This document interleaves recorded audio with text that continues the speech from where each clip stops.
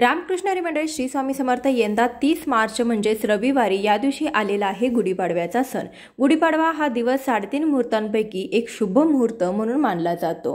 या दिवशी ब्रह्मदेवाने सृष्टीची निर्मिती केली, हाच तो पवित्र दिवस आहे।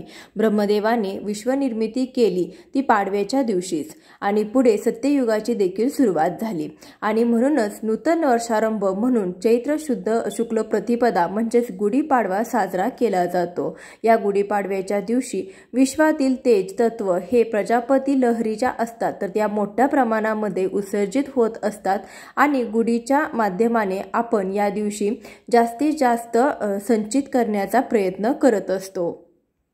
म्हणूनच गुढीपाडव्याच्या दिवशी आपण काही प्रभावी उपाय जर केले तर त्या उपायातून आपल्याला या दिवसाचं महत्त्व हे प्राप्त होत असतं।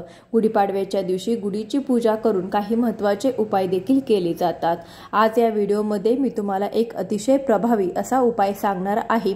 रविवारी गुढीपाडव्याच्या दिवशी तुम्ही काहीच नाही केलं तरी सुद्धा चालेल, परंतु हे एक फूल जर तुम्हाला कुठे दिसले तर ते अजिबात सोडू नका। घरामध्ये अखंड लक्ष्मी नांदेल, आयुष्याचं सोनं हे झाल्याशिवाय राहणार नाही। 7 पिढ्यांचं दारिद्र्य हे नष्ट होईल। असं हे फूल कोणतं आहे, त्या फुलाचं काय महत्त्व आहे, ह्या फुलाचं परत आपल्याला काय करायचं आहे याबद्दलची संपूर्ण माहिती या व्हिडिओमध्ये मी तुमच्यासोबत शेअर करणार आहे। त्यामुळे तुम्ही हा व्हिडिओ स्किप न करता शेवटपर्यंत पहा। चॅनलवरती नवीन असाल तर सबस्क्राईब करा आणि असेच माहितीपूर्ण नवनवीन व्हिडिओज पाहण्यासाठी बेल आयकॉनला देखील प्रेस करा। आज या व्हिडिओमध्ये जो उपाय मी तुमच्यासोबत शेअर करणार आहे तर हा उपाय तुम्हाला गुढीपाडव्याच्या दिवशीच करायचा आहे, अगदी सकाळपासून ते संध्याकाळपर्यंत। जेव्हा तुम्हाला कधी शक्य होईल तर तेव्हा तुम्ही हा उपाय जो आहे तर तो करू शकता। गुढीपाडव्याचा दिवस हा लक्ष्मी प्राप्तीसाठी आणि धनप्राप्तीसाठी खूप महत्त्वाचा मानला जातो। हा उपाय देखील आपल्याला लक्ष्मी प्राप्तीसाठी आणि धनप्राप्तीसाठीच करायचा आहे। गुढीपाडवा हा दिवस 3.5 शुभ मुहूर्तांपैकी एक पूर्ण शुभ मुहूर्त मानला जातो। या दिवशी सोने चांदी खरेदी करणं अत्यंत शुभ मानलं जातं। तसेच या दिवशी नवीन उद्योग व्यवसाय सुरू करणे किंवा एखादी नवीन गोष्ट खरेदी करणं देखील अत्यंत शुभ मानलं जातं आणि या दिवशी आपण जे काही उपाय करतो तर ते उपाय सुद्धा खूप प्रभावी ठरत असतात। त्या उपायांचा देखील आपल्याला शीघ्र फळ प्राप्त होत असतं। जर तुमच्या घरामध्ये सतत पैशाच्या आर्थिक अडचणी येत असतील किंवा आलेला पैसा घरामध्ये टिकत नसेल, कोणत्या ना कोणत्या मार्गाने कोणत्या ना कोणत्या कारणातून घरातून पैसा हा निघून जात असेल किंवा कष्ट आणि मेहनत करून देखील कष्टाला आणि मेहनतीला यश मिळत नसेल, तुमच्या कष्टाला तुम्हाला योग्य तो मोबदला भेटत नसेल तर हा उपाय तुम्ही अवश्य करा। हा उपाय केल्याने घरातील सर्व आर्थिक अडचणी ज्या आहेत तर त्या देखील दूर होतील। तसेच कर्ज असेल तर त्या कर्जातून आपली मुक्तता देखील होईल। आपल्याला प्रत्येक कामामध्ये यश हे मिळत राहील आणि सोबतच या उपायाने घरामध्ये सुख शांती समृद्धी ही कायम टिकून राहते। आपल्या वास्तुशास्त्रामध्ये अशी काही झाडे झुडपे सांगितली जातात, त्यामध्ये साक्षात देवी देवतांचा वास असतो आणि म्हणूनच विशेष स्थितीवरती आपल्याला त्या झाडांची फुले ही देवांना अर्पण करायची असतात। तसेच एक लक्ष्मीप्रिय फूल आहे तर ते म्हणजे गोकर्णीचं फूल। वास्तुशास्त्रामध्ये गोकर्णीचं फूल हे समृद्धी आणि नशिबाचं प्रतीक मानलं जातं। गोकर्णीच्या फुलाचा उपयोग महादेव विष्णू आणि देवी लक्ष्मी दुर्गा देवीच्या पूजेमध्ये सुद्धा केला जातो। गोकर्णीच्या फुलाचे अनेक फायदे आहेत। आपल्या शास्त्रामध्ये असं सांगितलं आहे की गुढीपाडव्याच्या दिवशी घरामध्ये या गोकर्णीच्या फुलाचा उपाय केल्याने सकारात्मक ऊर्जा निर्माण होते, तसेच माता लक्ष्मी ही प्रसन्न होते, कुटुंबामध्ये सुख समृद्धी नांदते। धर्मग्रंथानुसार गोकर्णीच्या फुलाला अपराजिता विष्णुप्रिया विष्णुकांता इत्यादी नावाने देखील ओळखले जाते। गोकर्णी ही धनाची देवी लक्ष्मीशी संबंधित आहे, त्यामुळे हे फूल घरात असल्याने आर्थिक समृद्धी वाढत असते। गोकर्णीचं फूल हे खूप शुभ मानलं जातं आणि या फुलामुळे घरामध्ये सुख शांतीचे वातावरण देखील राहते। तसेच या दिवशी हा उपाय केल्याने भगवान विष्णूंची विशेष कृपा देखील प्राप्त होते, माता लक्ष्मी देखील प्रसन्न होते।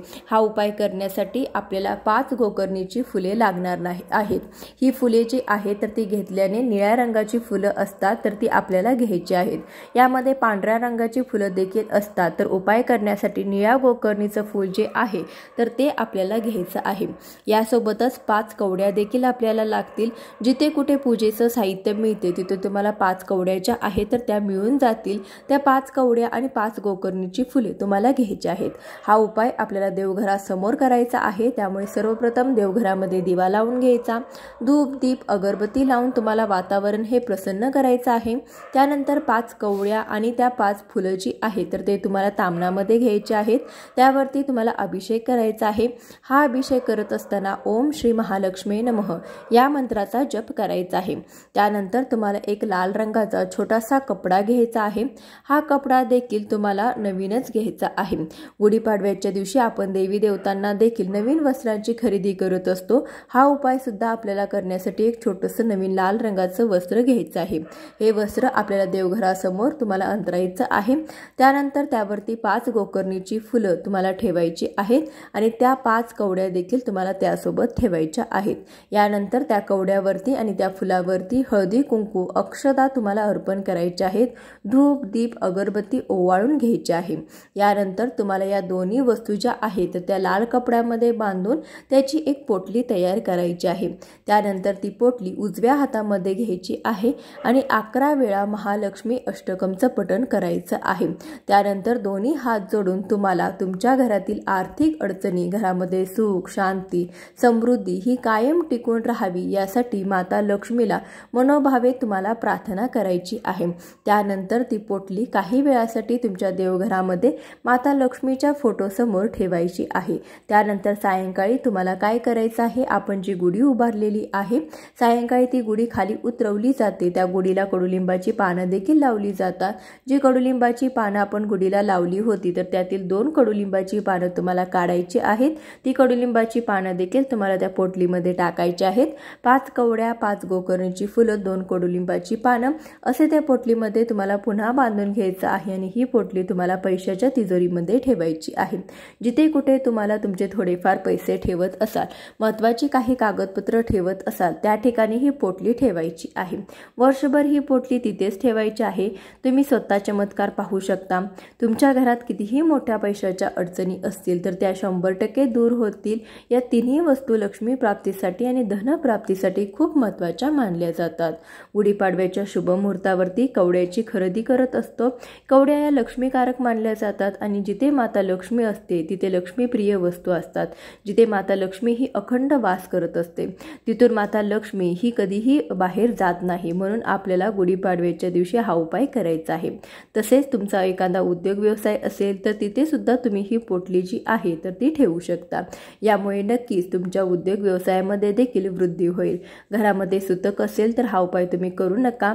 मासिक धर्म असेल तर घरातील इतर व्यक्तींकडून तुम्ही हा उपाय करून घेऊ शकता। हा उपाय स्त्री पुरुष कोणीही करू शकतं।